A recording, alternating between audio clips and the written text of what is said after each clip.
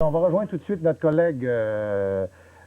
Écoutez, d'abord peut-être un rappel des faits. Là, on nous dit que le barrage Arnaud, qui est le troisième barrage situé sur la rivière Chicoutimi, bien, ce barrage-là disposerait, au moment où l'on se parle, il est 20h20 heure de Montréal, d'une fissure importante, de sorte que les autorités de la protection civile n'ont pas pris de chance.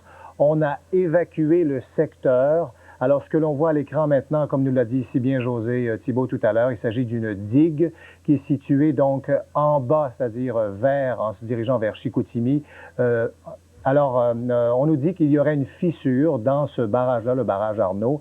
Les informations sont un peu contradictoires. Les policiers de la Sûreté du Québec, tantôt, nous disent qu'il y a une rupture, on revient, on parle d'une fissure. Écoutez, on va rejoindre Louis Lemieux qui pourrait peut-être éclairer davantage notre lanterne. Bonsoir, Louis. Bonsoir. Bonjour, Marius. Oui. Effectivement, il fait encore clair chez vous, oui. comme partout au Québec. Radieux, aussi ironique que ça puisse paraître, il fait un soleil radieux sur Chicoutimi. On peut regarder la scène, Marius, et on va essayer de placer un peu ce qu'on essayait de décrire tout à l'heure. Alors, je vous présente la scène. Vous êtes là, vous, là? Oui. Ce que vous voyez, on est au club de curling, là, sur la hauteur dont José Thibault parlait tout à l'heure. Ce que vous voyez tout au fond, là, ça, c'est le Saguenay. Et il va de gauche à droite dans votre écran, c'est le cours d'eau qui est tout au fond là-bas. Et ce que vous voyez en avant-plan, dans la mesure où il y a une espèce de gros lac là, avec un petit pont qui semble mal résister au bout, ça, c'est le bassin dont tout le monde parle. Alors ça, c'est l'endroit où la rivière Chicoutimi aboutit après avoir passé tous les barrages dont vous aviez parlé. Dans le Saguenay. Avant de se jeter dans le Saguenay, en dessous du petit pont que vous voyez là. Bon. Et ça, c'est tout à côté, là. Je vois pas ce que vous voyez, mais je sais que la caméra pointe dans cette direction-là. On voit bien le Saguenay, là. On voit bien les embruns, on voit le Saguenay, on voit le portrait général, là. Et vous voyez le pont aussi? Attendez-moi une minute, là. Attendez, on va vous le montrer de toute façon, le pont. Alors, le pont de Chicoutimi enjambe le Saguenay, entre donc le quartier du bassin, de ce côté-ci. On va découvrir les images en même. Oui. Voilà, et Chicoutimi Nord de l'autre côté du Saguenay. Oui, ça me va. Alors, bon, là maintenant, ce que vous voyez, c'est l'aboutissement de tout ce qu'on est en train de vivre. Et tout ce qu'on est en train de vivre, Marius, c'est derrière nous, avec l'effet domino dont vous parliez et la description de tous les barrages et des ponts qu'on vous a fait jusqu'ici. Si on est inquiet, c'est que tout ce que vous voyez en ce moment est à hauteur d'inondation. Dès que l'eau monte, tout ce que vous voyez est inondé de ce côté-ci du Saguenay. Oui. Et tout ce que vous voyez aussi de l'autre côté du Saguenay, et là, ce que vous voyez, vous, en ce moment, c'est plus une falaise, mais si on peut aller plus vers la droite, vous allez voir Chicoutimi Nord en s'en allant lentement vers la droite. Et ça, Chicoutimi Nord, c'est la partie d'en face. Et à partir du moment où il y aurait vraiment un amas, une arrivée d'eau de ce côté-ci, on craint qu'il y a tellement d'eau qui arrive qu'en plus de noyer tout ce qui s'appelle les basses terres de Chicoutimi, ça traverse le Saguenay comme pression et que ça aille du côté de Chicoutimi Nord. Quand je dis on craint là, on craint le pire. On se prépare pour le pire. Pour l'instant, José vous a bien expliqué, on n'est pas encore installé dans une situation où on est en train de calculer et de suivre la vague. Mais je vous avouerai que toutes ces histoires de fissures dont on a parlé ont excité et énervé tout le monde, et ça, on le serait à moins. Ça m'a sorti du lit, moi, en tout cas. Et l'hélicoptère que vous voyez... Ça paraît pas, Louis. Ça paraît pas, Louis. Je voulais pas parler de moi, mais je pensais que c'était un bon exemple. Alors, l'hélicoptère que vous voyez, il y en a 2 ou 3 qui ont circulé depuis à peu près 10 minutes. On devine que ce sont des policiers et des responsables de tous ces services qui partent du pied du barrage, qui est en même temps l'amorce du pont, là où on a parlé à M. Chrétien en passant. Oui. S'il avait fallu que tout ça se passe au moment où on parlait à M. Chrétien, on avait de jolis problèmes. Alors, et on les a eus tout de suite après, quand toutes les équipes de télévision étaient à l'œuvre pour les bulletins de fin d'après-midi et qu'on nous a dit dehors. Alors, ces gens-là partent de là en ce moment, ce sont les services d'urgence, et ils remontent. Et aussitôt qu'ils montent en hélicoptère, ils font vraiment l'inspection totale à partir du bassin. Là, ils regardent le premier barrage, ce fameux barrage de l'Abitibi-Presse qui déborde avec les torrents qu'on a vus toute la journée. Et là, ensuite, ils remontent. Là, j'ai pas la mémoire d'éléphant pour vous dire exactement les noms. Elkem Metal, entre autres. Et puis ensuite, vous les avez pris en note. Là, en tout cas, Elkem Metal. Écoutez, et puis là, on arrive au barrage Arnaud. Exact. Et là, on arrive au barrage Arnaud.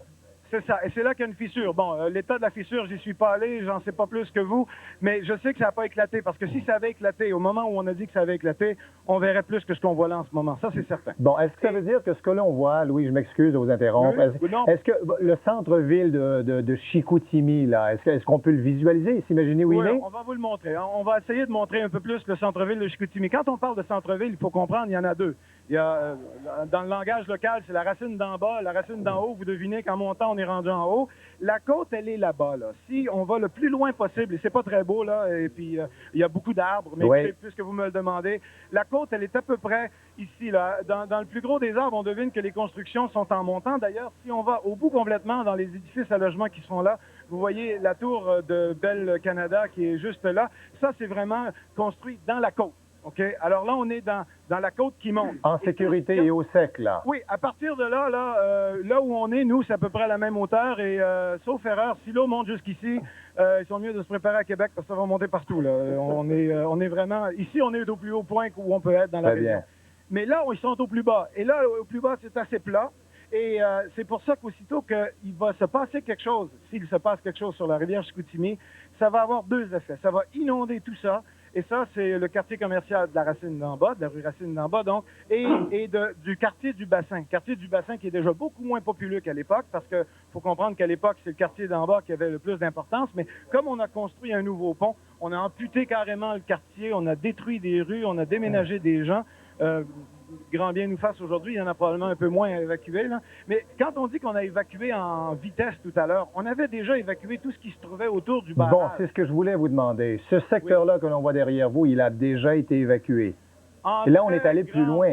Oui, c'est là où on a la chicane de... Ben, pas la chicane, mais les chiffres qui diffèrent quand moi, je vous ai dit 10 000 évacués, M. Landry est arrivé, il a dit 8 000 ou 6 000. Ouais. Oh, ouais. Il y en avait 4 000 là, puis il y en avait 4 000 là, mais les 4 000 à droite, ils étaient pas loin d'être partis non plus. Mais c'est ce soir qu'on leur a dit, bon, ben là, on ne sait pas vraiment ce qui se passe, on a des problèmes en haut, partez donc au plus vite. Et on a dit la même chose de l'autre côté du Saguenay. Ça, si je vous explique ça, je sais que c'est terriblement difficile à comprendre, mais si je vous parle de l'autre côté du Saguenay, c'est pour vous donner une idée, une image de la force qu'on pense que ça pourrait avoir. Parce que là, le Saguenay, il y a du courant là-dedans, vous le voyez. Oui, mais Louis, le Saguenay, le niveau du Saguenay ne peut pas fluctuer comme ça, au bon gré d'une rivière qui se jette dedans. Il y en a des... Non, ben c'est ça mon image, là. Écoutez, là, imaginez avec la force du Saguenay, imaginez maintenant qu'on craint parce qu'on pense que l'eau qui arriverait traverserait le Saguenay de part en part et irait créer des problèmes, ferait des dégâts de l'autre côté. Parce que de l'autre côté, on est encore aussi bas qu'on l'est ici. Et puis c'est pour ça qu'à quelque part, on craint que si... Puis là, c'est l'image que j'essaie de vous communiquer. Là, oui. Si il y a de l'eau qui descend, il y a un très gros si, là, mais si l'eau descend, on pense qu'il va en avoir tellement qu'elle traverserait le Saguenay et qu'elle aura encore assez de force, assez de puissance, assez de volume. L'autre côté de la rive. De l'autre côté. Très bien. Et de l'autre côté, on peut essayer de le montrer un petit peu, de l'autre côté, une fois qu'on voit le pont, là, et c'est là où on voit les lumières de police, les oui, on le voit bien, oui. Tout de suite à côté, à droite, il y a là aussi un vieux quartier. J'oublie le nom du quartier, mais c'est le quartier de Chicoutimi-Nord. Qui a été évacué? Non, quand même pas. Ben, c'est ça qu'on faisait tout à l'heure, là. Quand on a dit Saint-Luc, c'est le quartier Saint-Luc à Chicoutimi-Nord, il y a une rue commerçante, là, et vous voyez que ça monte tout de suite après, mais avant que ça monte, là, il y a probablement 5, 6, 7, 8 rues de... On voit très bien, on voit des gyrophares aussi, les policiers sont là, ils ont établi un barrage, j'imagine. Ouais, mais là, oui, parce qu'on a fermé le pont, parce que périodiquement et sporadiquement, aujourd'hui, le pont ouvrait, fermait, selon ce qu'on avait accès ou non aux deux entrées à chaque bout, mais... Je sais par cet exemple, et là, l'état de l'évacuation de l'autre côté, le sérieux de l'évacuation de l'autre côté, il n'est évidemment pas celui au pied ici du barrage où on était déjà évacué, un peu plus loin où on sentait qu'on allait être évacué, mais ça vous donne une bonne idée que si on est en train de dire au monde de l'autre côté, préparez-vous, attention, on évacue, c'est parce que on a calculé la force de tout ça et on a peur, on craint. Évidemment, je vous ferai pas de cachette, on craint le pire. Là. Si ça éclate, personne ne peut prédire, sauf que ça pourrait peut-être être aussi pire que ce que je vous raconte. Le maire Blackburn était très inquiet depuis plusieurs heures, Louis, hein? Oui, puis moi, ce que je comprends pas, il y a beaucoup de choses que je comprends pas, il y en a énormément que je sais pas, mais quand on nous a dit tout l'après-midi, ça descend, ça va bien, le premier ministre chrétien, M. Landry, premier ministre chrétien qui est venu nous dire ici, en plein milieu, d'où maintenant on a les pieds dans l'eau, ça va mieux, ça se résorbe. Bon, c'est qu'on lui avait dit ça, évidemment. M. Chrétien n'est pas spécialiste hydrographique. Bon, mais c'est qu'on lui a dit ça. Quelqu'un lui a dit, écoutez, ça va mieux, c'est moins pire, je sais pas. Sauf qu'à ce moment-là, nous, on recevait des téléphones qui disaient, ben oui, ça va mieux chez vous, c'est pire ailleurs. Et ce sont des vases communicants. Ouais. Ces vases communicants-là s'étendent sur tout le lac Kenogami dont je vous parlais, les 15 kilomètres. Oui. Alors, si ça cède à quelque part, comme ici, là, tantôt, là, si effectivement la fissure a fait passer de l'eau, je sais pas moi, 100 mètres cubes à la seconde de plus, ben, il y a 100 mètres cubes à la seconde de moins qui passaient ailleurs, là, quelque part. Ce sont des vases communicants, on n'en sort pas, là. Eh bien, il faut comprendre aussi, Louis, il faut comprendre que si le barrage Arnaud dispose d'une fissure au moment où l'on se parle, évidemment, il laisse passer plus d'eau aussi, là. Oui, je m'excuse. Répétez, s'il vous plaît. Non, mais non, ce que l'on dit finalement, c'est qu'on dit que l'eau s'écoule de partout. Hein? Le barrage, à gauche, à droite, au centre, on ouvre les vannes, mais c'est pas suffisant. Si le barrage Arnaud est fissuré, ça veut dire qu'il y a de l'eau qui s'écoule aussi par là ce soir. Exact. Et il y a plus d'eau qui passe par là, dans la mesure où il tient. Et pour l'instant, ce sont les rapports. Tout ce que ça fait, c'est que ça enlève encore un peu plus de pression. C'est comme si on avait une porte de plus à ouvrir. Ça réduit la pression. Le danger est ce qui vient à la tête de tout le monde. Et là, on est tous de nature humaine. On se dit bien que si ça fissure, bon, ben, on a tous l'imagination fertile et on sait que la fissure va ouvrir, va grandir. Voilà. Bon, ben, nous, on pense ça, mais les gens qui ont construit ça, ils pensent pas ça. Mais là, ils sont trop occupés pour essayer de vérifier leurs affaires pour venir nous l'expliquer. Et tout le monde ici, à Chicoutimi, José Thibault, tantôt, vous a dit que les gens sont sortis en masse. Oui, voilà. Et les gens sont sur la montagne, sur les montagnes ce soir de Chicoutimi. Mais Louis, sur les hauteurs. Ce que je veux vous dire finalement, c'est que, bon, on n'a pas évacué tous ces gens-là pour rien. Quand la sécurité civile est rendue à faire ce genre d'évacuation, je m'excuse, là, il y a quelque chose d'important qui se passe. Très certainement. Et on a pensé à plusieurs choses en faisant ça. La tombée de la nuit s'en vient. Bon, c'est très difficile d'évacuer le soir, beaucoup plus compliqué, beaucoup plus lourd. Que la fissure soit grosse ou pas, on n'a pas pris de chance.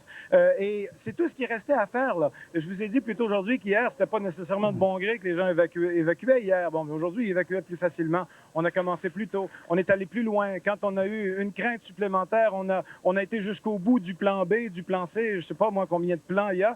Sauf que le maire nous a dit hier qu'on se préparait pour le pire. Alors, forcément, à quelque part, ils doivent avoir... et ils ne nous l'ont pas dit, c'est à quelle hauteur on était en sécurité. On pensait, nous, plutôt, quand le camion satellite et tout le monde, on était en bas avec M. Chrétien, on avait une dénivellation de quoi? Je sais pas, moi, 10 mètres, à peu près? Oui, à peu près. On s'était dit, bon, ben, avec 10 mètres, ça va en prendre de l'eau. Ils nous ont dit tout de suite, si ce qui se passe, si ce qu'on nous rapporte est en train de se passer, la fissure qui pourrait éclater, 10 mètres, ce ne sera pas assez. Mais écoutez, là, je vous ai parlé du Saguenay tout à l'heure, mais 10 mètres d'eau par-dessus ce que vous voyez là, c'est pas juste là, ça va être 10 mètres à la hauteur du Saguenay. Le Saguenay est capable d'en prendre et il descend jusqu'au Saint-Laurent. On parle de 100 km minimum par là. Et puis le Saguenay, il va prendre cette eau-là. Le problème, c'est qu'il ne prendra pas assez vite, puis au fur et à mesure qu'il va prendre de l'eau, il va passer, l'eau va passer par tout ce qui est terre basse ici. Jamais assez, bon, Dieu nous en préserve, jamais assez pour monter jusqu'ici, mais de l'autre côté, on ne sait pas. Et plus bas, ça c'est l'autre problème. Plus bas, il va se passer quoi? Le Saguenay, il n'y a pas un problème, le Saguenay pour l'instant. Depuis le début qu'on dit, inquiétez-vous pas, le Saguenay, ça va bien. Ça va aller bien jusqu'à temps qu'il ne rentre pas plus d'eau dedans qu'il rentre en ce moment. Mais si on parle de catastrophe et de scénario catastrophique, là, le volume d'eau qui va rentrer dans le Saguenay, moi, je ne sais pas ce que ça va donner plus bas, là, en allant vers le Saint-Laurent. Je vous dirais pas que ça va se compliquer rendu dans le Saint-Laurent, mais à quelque part, cette eau-là va aller quelque part. Très bien, Louis. Je pense que vous deviez éclairer notre lanterne ce soir. On me dit quelque chose, Marius. Si vous me faites 2 petites secondes de grâce, on me parlait des barrages. Alors, je vous en reparlerai plus tard parce que là, l'information très contradictoire. On se reparle. Parfait, Louis. Merci beaucoup de cette collaboration. Il ne me reste plus, Madame, Monsieur, qu'à vous remercier et mettre un terme à cette émission spéciale. Au nom de toute l'équipe, encore une fois, je vous remercie beaucoup de votre attention. Et on me dit qu'au réseau de l'information, on va faire une pause et puis se rendre tout de suite au sport. À plus tard.